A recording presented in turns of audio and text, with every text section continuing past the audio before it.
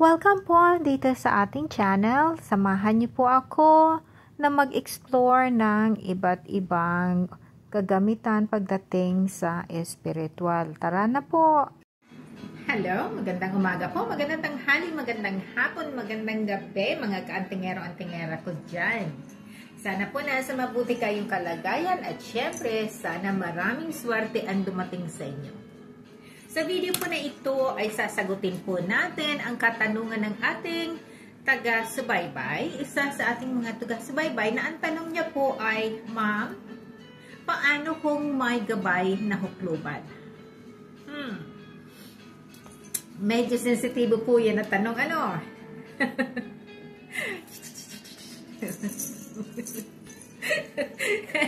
Biro lang po yan. So anyway, hukluban. So, bago pa man po ang lahat, sana ay prepared na kayo ngayong Holy Week kasi, ayan, ano na tayo, Monday, Holy Monday na, or Lunes Santo na. So, sana marami ang ano na, nag-aasikaso. So, yung pong mga, talagang 100% na deboto sa ganitong sa ganitong time, yung mga naliligo, maligo na kasi bukas, Martes, bawal na maligo, at yung mga maglinis na po kasi ayan,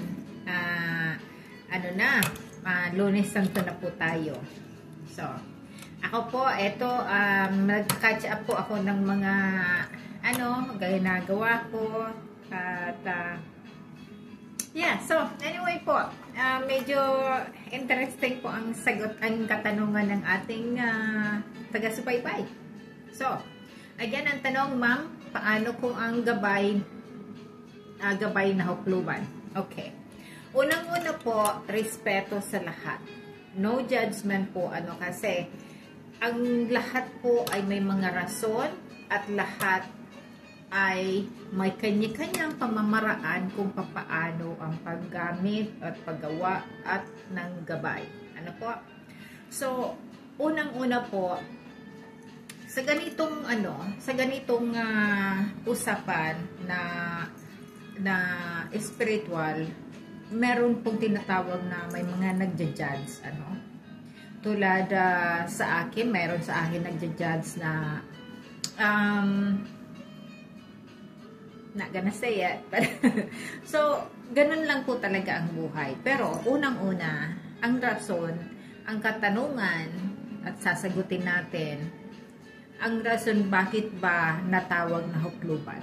Ano po? So, kasi unang-una, karamihan, bakit natawag ng hukluban? Kasi unang-una, yung sa paningin ng iba, nakakatakot.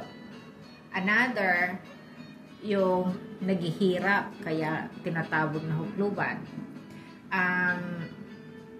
Pangatlo, yung ayaw sa kapwa, yung solitary lang siya. Pang-apat, yun po talaga, naggagawa na nananakit. Ngayon po, sa sa pang-apat na yon, ang sa akin po na i-discuss ay yung nagagawa ng masama. Nagpapabayad ba siya? Kung nagpapabayad siya, di wala siyang walang problema. Hindi siya hukluban kasi nagpapabayad.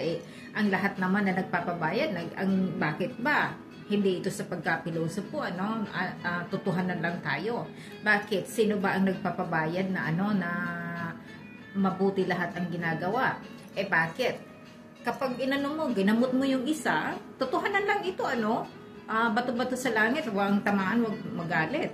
Kapag ginamot mo yung isa, halimbawa ito, ayan, ito, halimbawa ito, saka ito, ito, si manggagamot ito si hukluban, ginamot ng gamot si manggagamot. Sabi ng manggagamot, donasyon lang or piso bayad mo or ganito or kandila. Bakit? sinaktan itong manggagamot na ito, nanakit din naman dito sinaktan yung ano yung hukluban or sinaktan man kung sino yung ginamot niya. Wala pong pagkakaiba, di ba? Kasi pareho nananakit. Although sinasabi na ito manggagamot. Ito manggagamot din naman ito kasi ito kahit sinasabing hukluban to, alalahanin po natin, ang sino man na marunong manakit, marunong din niyang maggamot. Ang sinong marunong maggamot, marunong niyan manakit. Kasi pinag-aralan po yan. Bago tayo natututo na maging kung saan direksyon na aanuhin natin, natuto tayong maggamot, natuto tayong manakit. So, ganun lang po yun. It's a cycle of life po yun, ng ganitong larangan. Kaya, ang po kasi, ang karamihan po, mapaghusga. Kaya nagiging, ginajudge niya yung tao, nakumo, yung tao, tingnan, madumi, wag ka dyan. Ay naku, unang-una po yung taong, sa tingin ng tao na madumi, yun po ang wag mong kakalabanin. Yun po ang iiwasan mo kasi yun ay baka nagpipretend lang yun o baka talagang ganun lang naman ang niya, ayaw niya na halimbawa, ayaw niya ng tulad ng ng gawa ko. Ako naman kasi, halimbawa, ako po ganito, talagang ganito na ako ever since, talagang very out ang po. So, meron pong ganon. Kaya wag tayo maghuhusga. Wala pong hukluban, walang mga mabuti, walang masama sa larangan na ganito. Kasi kahit sino na nanggagamot, sa totohanan lang po tayo, ang ginagamot natin, kung sino man yung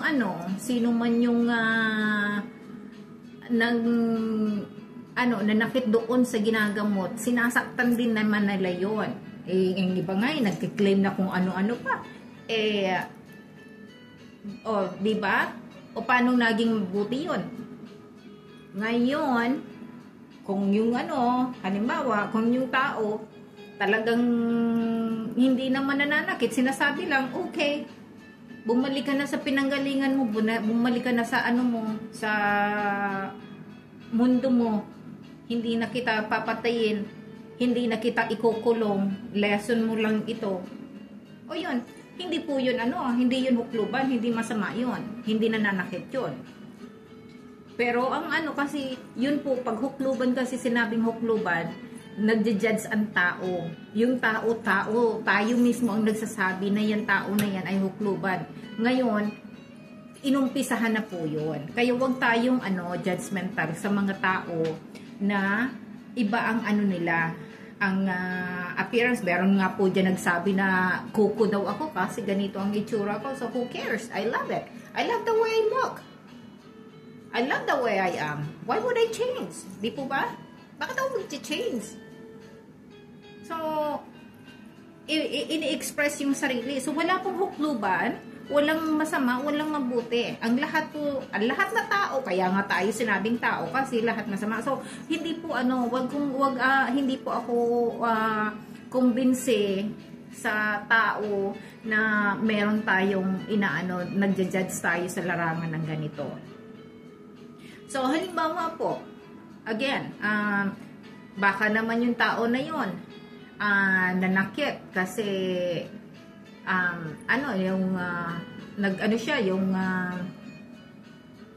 may pangangailangan. And in a way, na halimbawa, nagkulam siya. In a way, trabaho yun.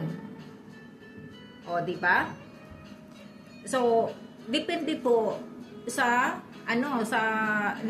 paggagawa kung kung talagang nananakit, masama lang yun kasi napakasama naman po ng hukluban, napakasama naman po mo.